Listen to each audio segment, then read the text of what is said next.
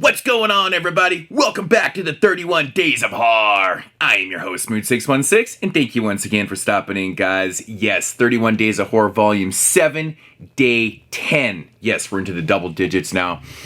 Alright, so I'm super excited today because this is a film that I've been wanting to see for so long. Now, I could have got my hands on the DVD many times, but for an outrageous out-of-print price that I was just really not willing to pay. And then, to my amazement, this brand new label that's kind of a sub-label of Wild Eye called Visual Vengeance has been dropping gems. And this movie came out on Blu-ray and I was like totally jacked up. So it's a film from 1997 directed by Matt Jassel, and it is called The Necro Files. Yes, shot on video, gore-tastic, classic shot on video film. So yeah, I was super stoked when I saw that this was up for pre-order. I'm like, you gotta be kidding me. This is like the best thing ever. And this is the best thing about being a collector in this day and age right now, is that we're just getting this type of shit either re-released or all these gems that haven't been released. This is what I live for. Amazing. So The Necro Files from 1997, synopsis. Basically, we have this serial killer. He's like a cannibal rapist going around doing his thing. And in the beginning of the film, these two cops, they bust him after he just raped and murdered a beautiful woman. And instead of taking him in, they basically just shoot him the fuck up and they execute him. So, jump 9 months later. During that prologue, we actually learned that that one of his victims actually got pregnant and, you know, basically had a baby 9 months later. So now it's 9 months later, and we've got these two doofus fucking satanic cult members who decide that they want to resurrect this serial killer. So they somehow they got their hands on the baby.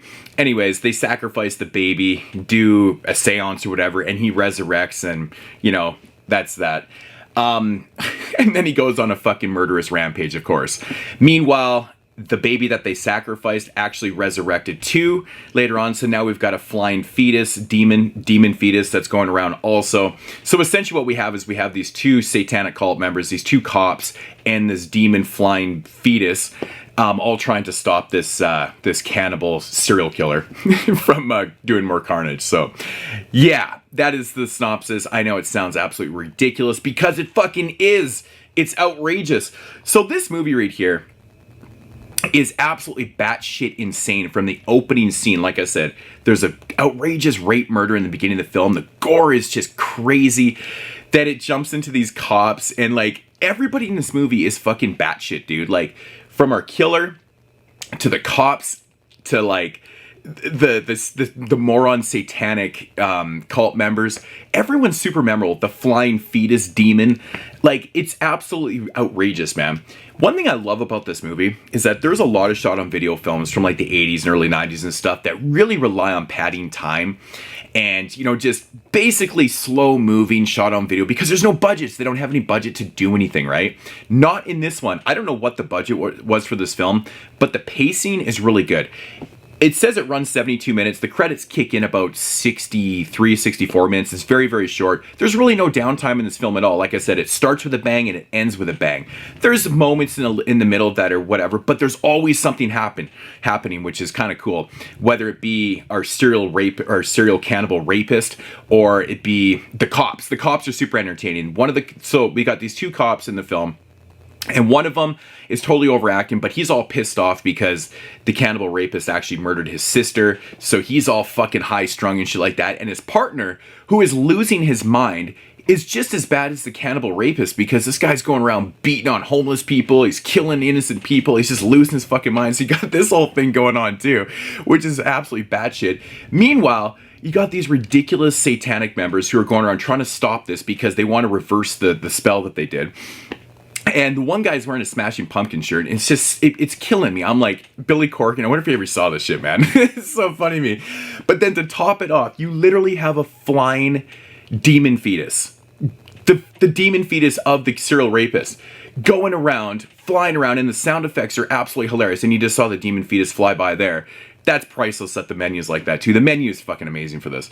But, man, overall, this movie is a fantastic watch, man. The gore is ultimately amazing. Like, I was really shocked at how good you know, the serial rapist looks when he rises from the grave. He kind of reminds me of like a zombie from Burial Ground in a sense. Like, it just instantly kind of reminded me of that. But he looks really cool. The gore is outrageous. The women in this film are absolutely beautiful too, man. It's crazy. Like, every woman that's in this film is fantastic. But it's one of those movies that the gore is so good. The idea is so ridiculous. It's just so extreme, you know, for the raping and the murder and the blood and guts and gore. And, you know, you put everything together and it's just like, it's one of those movies where you just, you'll never forget the scenes. Like, you just can't unsee those scenes, you know, it's kind of thing. Crazy thing is, man, Drew Barrymore's in this film. Not that Drew Barrymore. The porn star Drew Barrymore. I don't know if you guys are familiar with her. She was a porn star in the 90s and 2000s. I think she worked into the 2010s also. Very, very beautiful. Loved her. I watched her movies for minutes at a time, if you know what I mean. I loved her. The crazy thing is, she actually plays a camper in this film. And she gets raped and murdered. You don't really get to see much of the rape, but the aftermath is nuts. And I thought it was really crazy too, because she doesn't get naked. Every other girl in this movie you get to see naked except for Drew Barrymore, who is the actual porn star. That was interesting, but it was kind of cool to see her in a role like this. And yeah. But yeah, I was looking at the credits at the end of the film, and some of the women in here have the craziest credits. Like, there's one that's like Anarchy, like ANNRkey, and shit like that. I thought that was really cool. But what a fucking blast this is, man. I'm just insanely stoked to actually own this. Amazing release from Visual Vengeance. So I got to kind of break this down, but yeah, so it comes with, you know, this artwork right here. It does come with the original artwork also, which is in here, which is very, very cool too. But it comes with so much goodies. Like, it's got this Necro Files rubber, which makes complete sense because, you know, he's going around raping women and just being nasty and shit. It's got all these kind of video store stickers, and all the releases are kind of like this. It's got a, you know, Necro Files card here and shit. It's got the poster. So these things are like chock full. I highly recommend these releases. And as for the features, man, crazy amounts of features on here. Tons of, the main thing on here, it actually comes with the Necro Files 3000 2017 sequel. There was a sequel done. Necro Files 2 was done in 2003. Matt Jasel did some of the scenes in it. So it's not his full movie. I've never seen it before, obviously, but it does come with the full sequel in 2017, which is cool. I didn't have time to watch it. I was going to watch it and review it for the part of this review, but I didn't have time. But okay, so the main thing on here, so it does say full screen 1.331. So I pop it in, it's in 1.781, and I'm like, what the fuck, is my Blu-ray player not playing the right aspect ratio? So I went online, did some research, and it says, multiple reviews said that it is displayed in its original aspect form. And I was like, that's crazy, because shot on video in 1997 you think would be in 4.3. But yeah, so 1.331, it says full screen on here, but it's 1.781, which I thought was really interesting for a shot on video film. For the PQ on the film, it looks like it's shot on video. It really does. It's not the best looking thing in the world, but it's not the worst either. Everything's very, very visible. You can see everything, the gore and the boobs and all the stuff that really matters. The audio quality is good too. It's actually not too bad for shot on video. So all the specs in the film are what they are for shot on video for 1997. It's a little bit later in the game for it, so the quality is a little bit better. But yeah, what can I say, man? For the overall release is amazing. The movie is outstanding. This just turned into one of my all-time favorite shot on video films, man. Like, this is up there with, you know, Video Violence for myself. Everybody probably knows how much I love that. I love 555, things like that. And speaking of 555, now, I always talk about how funny the cop is in that movie and how outrageous his performance is. Well, the one cop in here who's kind of the level-headed but has kind of lost his mind a little bit, where he's just pissed off at the world and shit. He's not the one doing all the crimes. He reminds me of the cop from 555. It's just, every time he spit a line in this, it was totally overacting on purpose, but like, it was so damn funny, man. I was killing myself laughing. I can't recommend this enough. If you are a gorehound, if you're a shot on video fan, if you like extreme nonsense with just batshit, everything about this movie is batshit, and every time that baby flies by, it's just killing me right now. Ah, man, the sound effects, I know I mentioned the sound effects on the baby had me rolling through the whole film. I just wanted to restart it, and every time, if I watch a movie and I just want to restart the film, you know, I'm in love with it, man. I'm in love with it. I really, really wish I had got to watch the sequel for this, but And I know the sequel actually takes place, it's like 20 years to the day, so in 2017, that makes sense, 1997, and then blah, blah, blah. So, but yeah, fantastic. I'm rating this one on my shot on video scale, perfect 10 out of 10. There's nothing I would change about this except for probably make it longer and maybe show Drew Barrymore's boobs. But minor gripes. Can't have, you know, beggars can't be choosers, right? So Necro Files, man, such an amazing release, such an amazing film. Nothing really else to report on without giving everything away.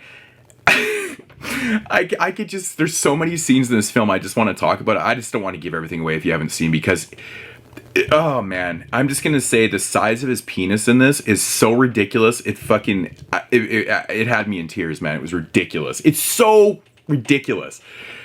A serial rapist, cannibal, murderer, zombie, everything. This one has everything. Go out, buy 2 copies. Not really, but support it, man. Visual Vengeance is doing big things, man. So yeah, great release. But that's gonna do it for day 10 here. I'm just, as you can tell, I'm really amped up. I just want to watch it again. I just don't have time. This month is so busy. But anyways, guys. Oh yeah, I had to wear the Necromantic shirt. That made sense, right? Necro Files, Necromantic, yeah. So, actually it's my new one. I have a part 2 also, but just got this one at Wasteland. Yeah, that's going to do it for day 10, guys. I will check you later tomorrow, which is going to be like a polar opposite review. So, but yeah, I'll check you guys then. And as usual,